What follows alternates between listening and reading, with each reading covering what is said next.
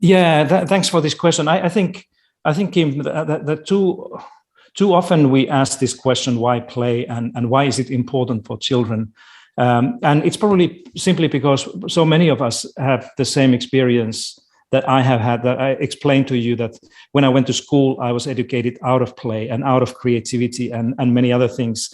And now we are beginning to understand that, what happens when play disappears gradually from children's lives or in our lives, that it's not really a good thing for any of us. So that's why I think your question about why play is important, why we need to talk about that and work on play more than ever before, is the fact that all the statistics, all the surveys and figures around the world indicate the same thing, that children play much less today than their parents did 20, 30 years ago.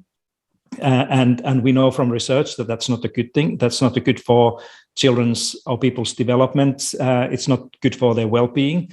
That has been declining as well.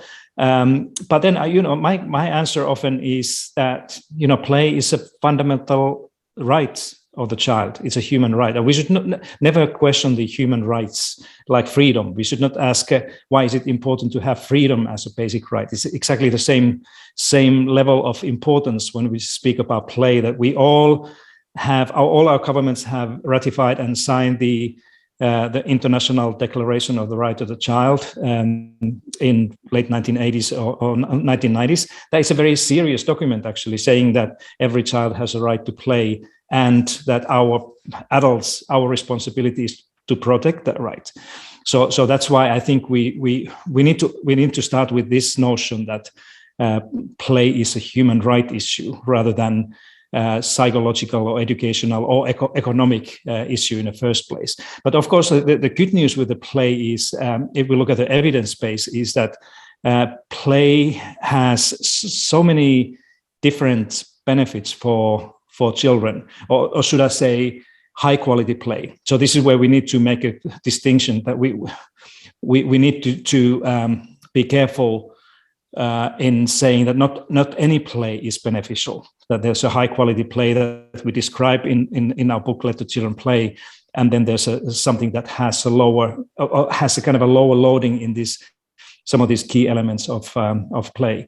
But I often say that if you want to, and this is what I'm saying here, and repeating to the government authorities here in Scotland, is that if you want to find an easy and cheap way to improve education, the quality and equity of education, just find ways to give children more opportunities to play outdoors, free, unstructured play for kids, and somehow, most of the children will develop those early competencies and skills that we often call 21st century skills later on.